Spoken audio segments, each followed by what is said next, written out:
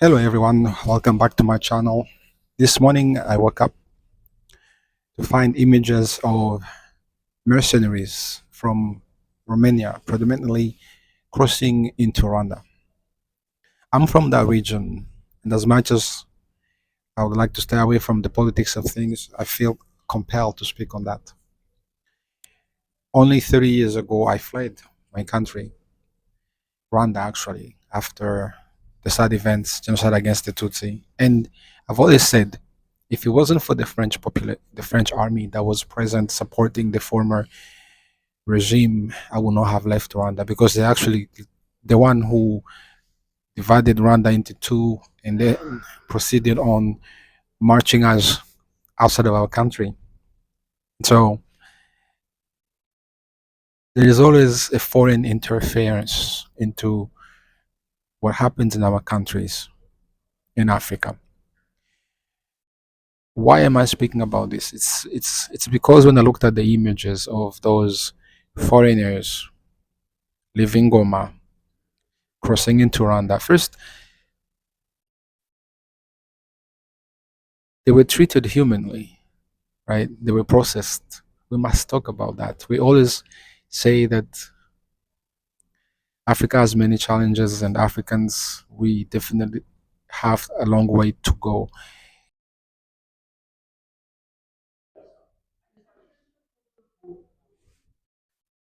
So as we look at the images crossing into the border, you can see on the Rwandan side, they were processed humanly, and the agents were professional.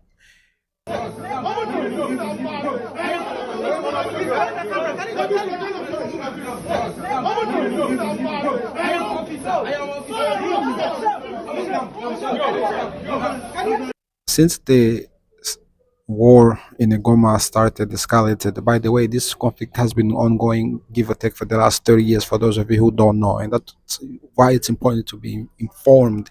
And I know the Western media is not going to present this in a way that we can. And that's why I'm speaking on this. So, since the war started,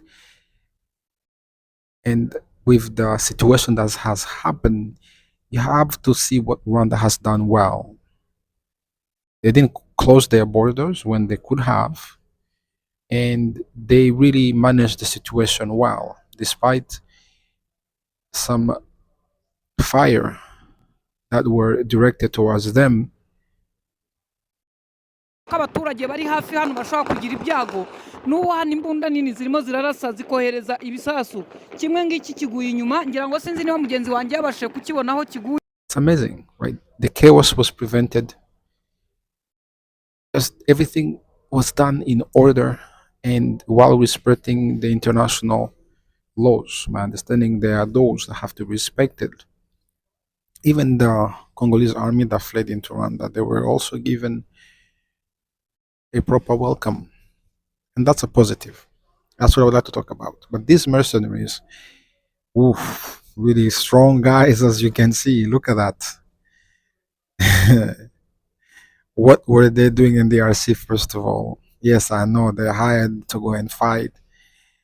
It, it is said that they were being paid 8,000 a month, 8,000 USD, excluding, I assume, expenses. So just imagine that while a regular soldier in the DRC is paid about $100 or less, if they're paid at all.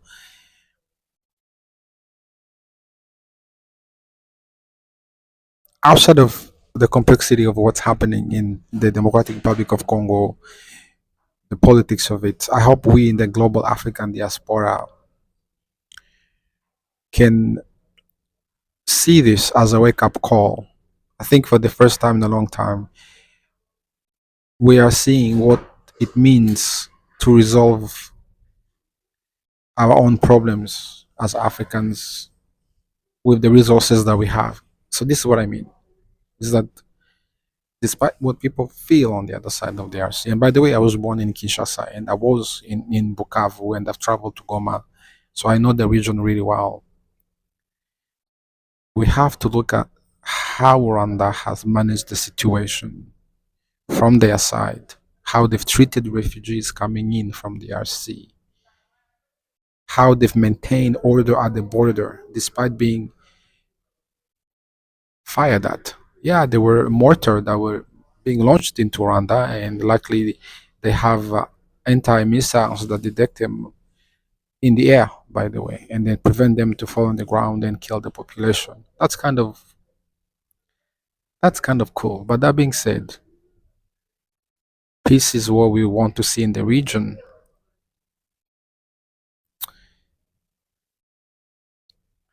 and I hope we reach that.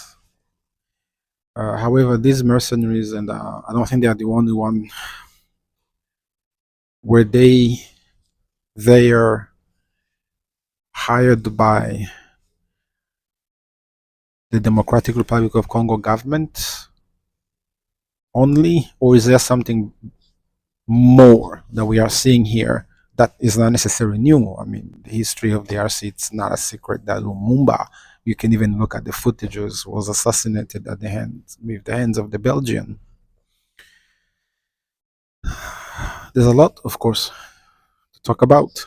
I just want to point out that what we just saw, I guess, today in the Democratic Republic of Congo, broad daylight, is what many people in Africa have been trying to say and change. That what happens on our countries, well, has other people behind it. And to us in the diaspora, I would say, when are we going to wake up and love our countries beyond? We cannot change the past, but we can build a better future. And that means making sacrifices. That means forgiving each other. That means being human towards each other. We saw humanity today. We saw professionalism today. Because a lot of people say about Rwanda, they didn't have to do everything that they've done, but they have done that. And they will still do it.